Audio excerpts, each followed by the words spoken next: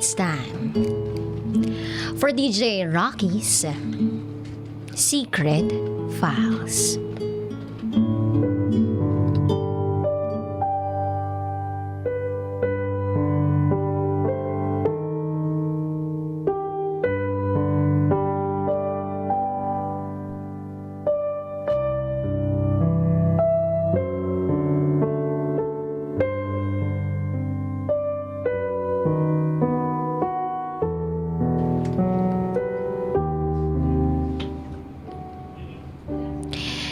Tulog ako habang nakikipag-sex siya sa baba ng kwarto namin.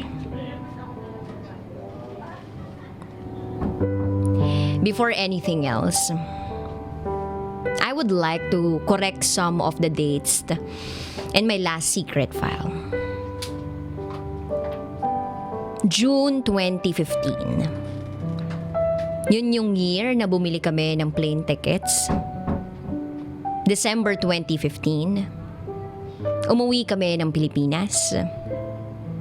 January 2016, that was our breakup.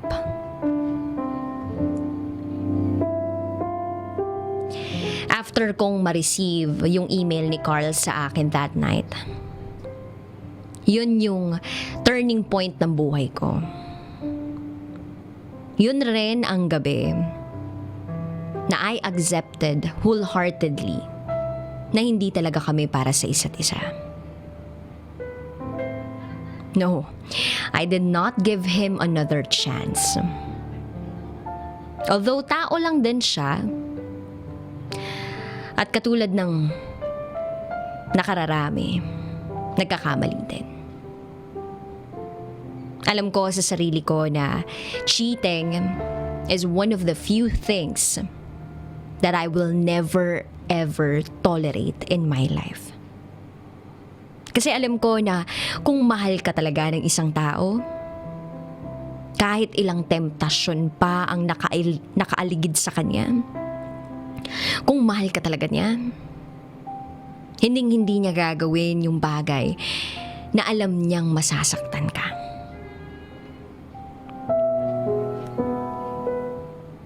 After he sent me that email, binlock ko siya sa lahat ng social media accounts ko, sa contacts ko, kasi ayokong magkaroon ng connection pa sa kanya. Pero hindi natapos doon ang lahat. Carl found another way para lang makausap ako. Gumawa siya ng bagong account sa Facebook, Instagram, at bumili din siya ng bagong SIM card para matawagan ako.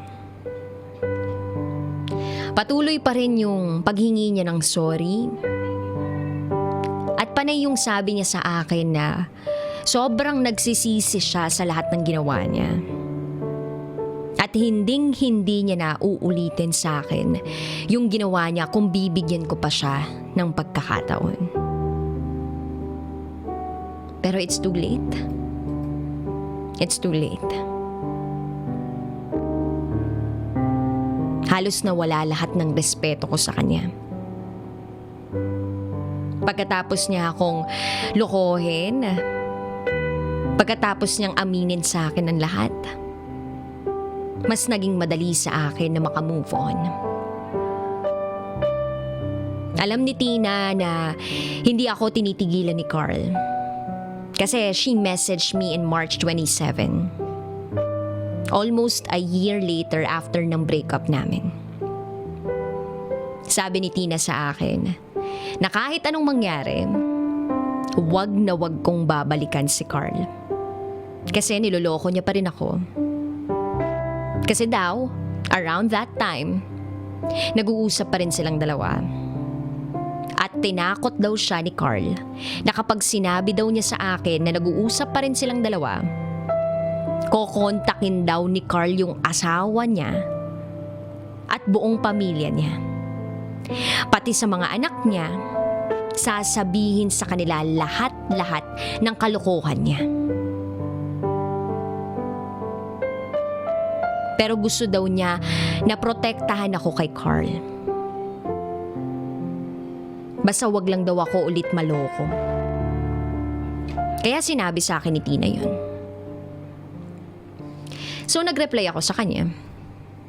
Sabi ko, wala akong pakialam sa kung ano man ang gawin nilang dalawa sa buhay nila. And what? She wanted to protect me? She would be the last person to protect me. 1 taon na ang nakalipas since naghiwalay kami. At naka-move on na ako sa buhay ko. Pero ang nakakainis dito, ayaw pa rin nila akong tigilan.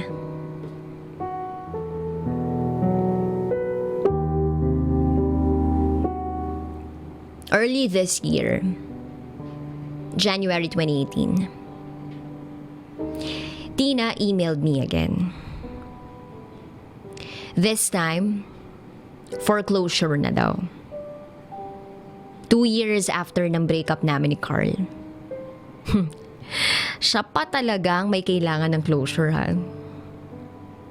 She told me na kung may galit pa daw ako sa kanya or kay Carl man, sabi niya, i-release ko na daw.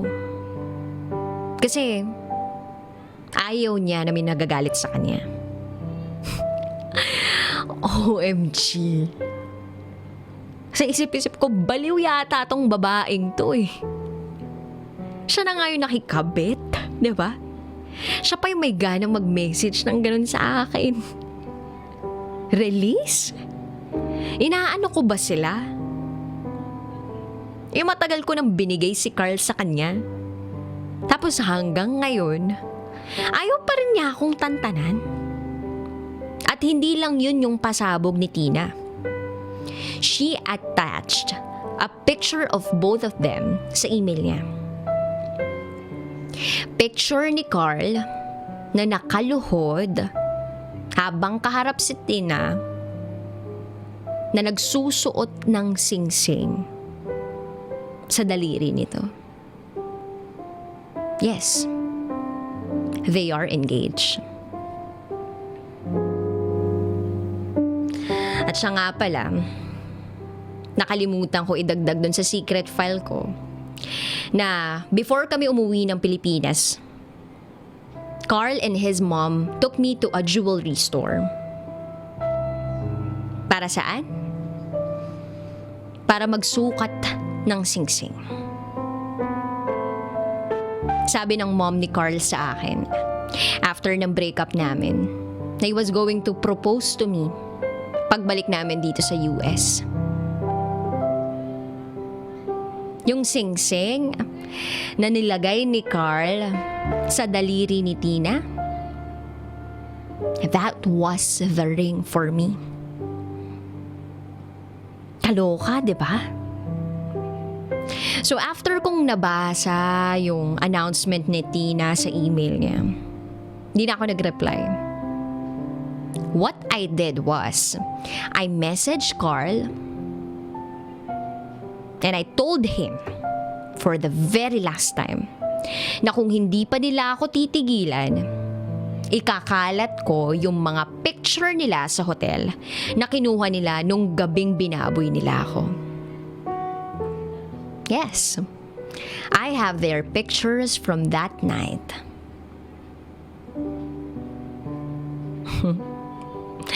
Yung gabing niloko ako, binaboy ako ni Carl. Paano? Yung work email ni Carl sa MacBook ko, active pa rin that time. At doon na send ni Tina yung lahat ng pictures nila nung gabing yun. Luma na yung laptop na yun, na minsan ko lang ginagamit. At wala akong ka-idea na active pa pala yung work email niya doon. Kasi nga, hindi ko na masyadong ginagamit yung laptop na yun. Kaya nung isang araw na binuksan ko ulit, email pop up and it was Tina.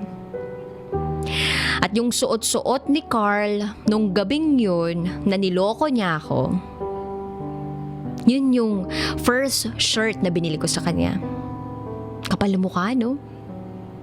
Parang gusto kong masuka sa mga nakita kong mga litrato. Nandidiri ako. At alam nyo ba kung ano ang sagot ni Carl sa message ko? Eto. He said, "I've been trying to get rid of this bitch. She is crazy. She won't stop messaging all my female friends on Facebook. We are not engaged. She is crazy." Masasabi ko ba na karma to? I think yes. At balita ko, na-discharge daw si Carl this year sa army. At bumalik uli siya sa Pennsylvania. 6 years yung contract niya. Pero after 2 years, he was medically discharged. Marami siyang injuries at kailangan daw ng surgeries. He sent me another email this year to update me about his life. Pero hindi na ako nagre-reply. Sabi niya sa akin, babalik daw siya sa work niya dito sa New York, sa kung saan siya before nag-work. So yes, nandito uli siya, pero di ko pa rin siya nakikita. And if ever na makikita ko uli siya, I am very much confident that I can face him again kasi napatawad ko na siya. Hanggang ngayon nagme-message pa rin siya pero hindi na ako nagre-reply sa kanya. Basta ako, I wish him the best in life and I pray na mahanap niya na talaga yung tunay niyang kaligayahan. I still care for him, pero I could only care for him from afar. I'm thankful for our 6-year relationship. Tsaka, I'm thankful for the lessons it taught me. Because now, I'm very much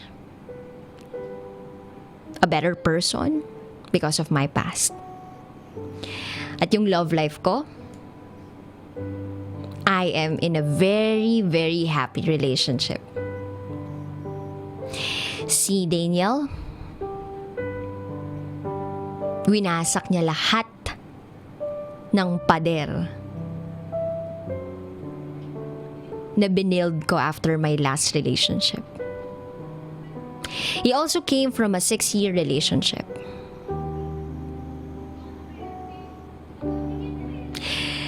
At in fairness, meron pa kaming similarity. Kakabreak lang din daw nila ng ex niya. Tapos, sa sasakyan din daw sila nag-break. Kami din ni Carl. Can you imagine? Same night actually. Parehas kami ng pinagdaraanan.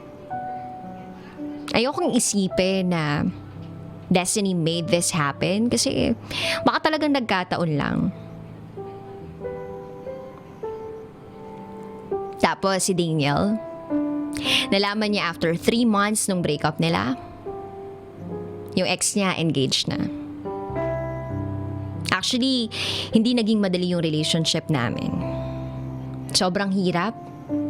Kasi yung mga insecurity ko, mas umapaw dahil sa past experiences ko. But he was patient. He reassured me that everything will be okay. Never niya akong binigyan ng reason to doubt his faithfulness to me. We have been together for almost 2 years now. At sa loob ng 2 years, I learned so much about myself. Si Daniel, tinuruan niya ako na harapin yung takot ko. He taught me to trust again. I also told him lahat ng emails na sinend sa akin ni Tina and Carl. Kasi ayoko na may tinatago sa kanya. Ganun din siya sa akin. We trust each other. At napag-uusapan na namin yung future namin together. And I feel like I have never been so sure in my life. I gained my confidence back. Alam ko na parehas kami ni Daniel. Tanggap namin ang isa't isa. Siya tanggap niya ako. Mahal niya ako despite all my insecurities and imperfections. And he chooses to embrace every single one of them. And I am the same for him. Siguro sa susunod, I will send another secret file sa amin ni Daniel. Yung tungkol sa amin. How we met, how he helped me during those times that my past hurts haunted me. Yung mga struggles namin. Kasi dumating siya sa buhay ko nang hindi ko inaasahan. I wasn't looking for love. But then, he came without notice. Sabi nga nila, don't find love. Let love find you. Kaya if I were to say something about everything, as cliche as it may sound, but it's true. God has a reason for everything. And I truly believe with all of my heart that God allowed this to happen in my life to prepare me for the future He has prepared for me. Yung akala mo lang yan na mamamatay ka, but it really gets better. Just be patient with yourself and trust that God has greater plans for you. It may not feel like it, but He will always take care for you. God is really good. I hope na-inspire ko kayo.